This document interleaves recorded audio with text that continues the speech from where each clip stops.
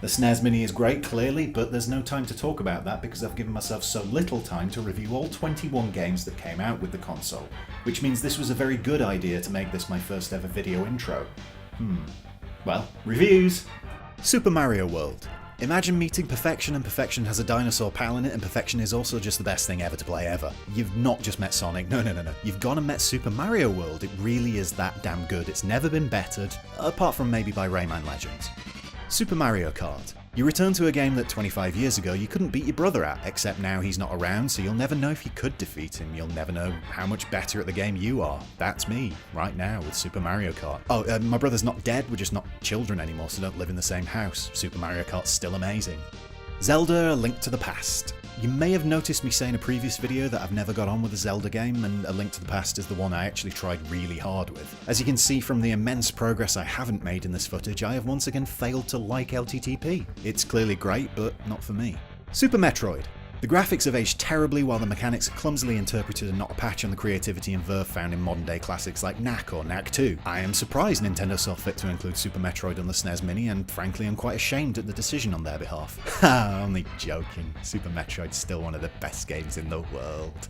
Super Ghouls and Ghosts. Here's a little secret, the original Ghouls and Ghosts and Ghosts and Goblins, and oh god I've gone cross-eyed, the original games I cannot be bothered with. Super Ghouls and Ghosts is hard, yes, but it's a bit more fair with it, and so a bit more fun. Still, it is likely to be the least played game on the SNES Mini for me, so there.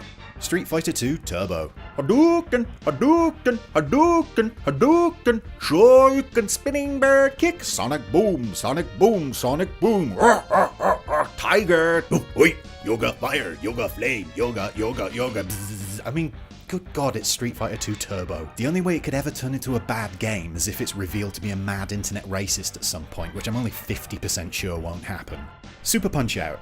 I actually wanted to be hilarious and say a single sentence like, well, it's good for a bit, isn't it? But, well, Super Punch-Out is actually really bloody good fun. Plus, unlike ARMS on the Switch, I don't have to flail my ungainly limbs around and risk smacking my pets in the face. Ha! Psych! I have no pets, and this fact makes me unbelievably sad. Earthbound. Once again, Earthbound has been re-released to joyful cries from the 35 people who've played it and the 7 billion who pretend to but haven't. This marks the 907th re-release for the RPG, with it now available on the SNES, SNES Mini, Virtual Console, scientific calculators, smart fridges, hidden behind a desk in a Swansea office, and on the disturbed surface reflection of a fresh puddle. It's still fantastic. Super Castlevania 4. You know what? I want to give Castlevania all the time in the world and love it and enjoy it and dote on it and sing its praises, but I just can't be bothered to give it the time it very clearly deserves. This is all on me, my failings as a human being out there for all to see, but hey, what can you do? I just haven't played it much. People say it's brilliant. There you go. Donkey Kong Country. Back when I was a child, I too was fooled by Donkey Kong Country. Don't be. It's not as good as the still impressive graphics make out. It's a mediocre platformer with superb presentation, and while it can both wow you and crack you about the face with its nostalgia whip, it is functionally shallow and not as good as popular opinion claims. F-Zero. While Sega ended up making the best F-Zero game, there's still a huge place in my heart for the SNES original. Honestly, with modern Mario Kart and Forzas and Dirt 4 and all that good stuff spoiling my senses these days, I've little time to give this. It's good, great at times, and still worth a play or 5, but I won't be putting in the hours like I did 25 years ago. Megaman X. I figured I'd pop Megaman X in for a bit and move on, but as is becoming apparent with this collection, that just wasn't going to happen. The internal logic to the game makes me happy in a way little else in life does because I'm a dullard, and the non-linear approach to things reminds me of, and I'm not lying here, Metal Gear Solid 5. Why yes, I do have to mention that game all the time, even if it's a superficial link at best. Kirby Superstar. Kirby's Fun Pack, without a C as I'm determined to keep calling it, is still a brilliant selection of minigames. I mean, history beat it out as one of my favourites because Bishi Bashi Special came into existence and nothing can better that, but still, to this day, right now, in this very second, you can have fun with the cunningly titled Fun Pack, without a C. Final Fantasy III.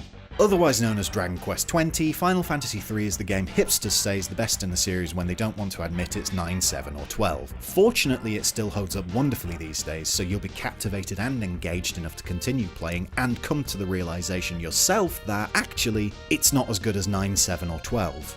Starfox. I'm so happy this is the US version of the game, both because otherwise I'd have to call it Starwing, and because the 50Hz version was slow as a particularly slow thing. Not like Star Fox is nippy by any standards, but by crikey this was impressive back in the day. By modern standards, yeah, it's not held up well, has it? Great music, mind. Yoshi's Island. Just when you thought perfection couldn't be bettered, I mean, it can't by definition, but hush down, this is my video, so my logic, along comes Yoshi to show Mario how to do things perfecter. Yoshi's Island is a ludicrously good game and still absolutely gorgeous. It's a genuine delight that the SNES Mini means more people will finally get to play it. Mario RPG Legend of the Seven Stars. There's this weird thing where, at least I feel, we in Europe don't appreciate quite how quirky and cheeky and humorous Nintendo has been over the years. I mean, we missed out on Earthbound and Mario RPG first time around, so it's expected. Still, this is a great shooter, I think? It still holds up. It's well written, funny, fun, yeah. Oh, and I know it's a Square game. Nintendo was heavily involved in its creation though. Contra 3. Look, Contra 3 is amazing, and while difficult, still holds up today, but what we really should talk about is how sad we should all be that this isn't the European version. See, in this part of the world, we were lumbered with Super Probotector featuring generic Robo-Men main characters, and I still don't really get why they changed it at all. But hey, Contra 3! Secret of Mana. Did you know Secret of Mana was originally made for the Nintendo PlayStation, hence why it ended up being something that pushed the vanilla SNES to its absolute limits? I'm saying this because I can't think of anything much to add about Mana. It's still superb, it's still beguiling, it's still unspeakably gorgeous in more than just its looks. Top marks there then. Kirby's Dream Course. Golf games are better when they stray from the, let's be diplomatic here, incredibly dull real-world subject matter. Mario Golf, Everybody's Golf, Kirby's Dream Course, they all get it. Golf games should be about being a bit silly, trying daft trick shots and having a bloody good time doing it all, not just being well off and wearing shit trousers. Yep, this is still good.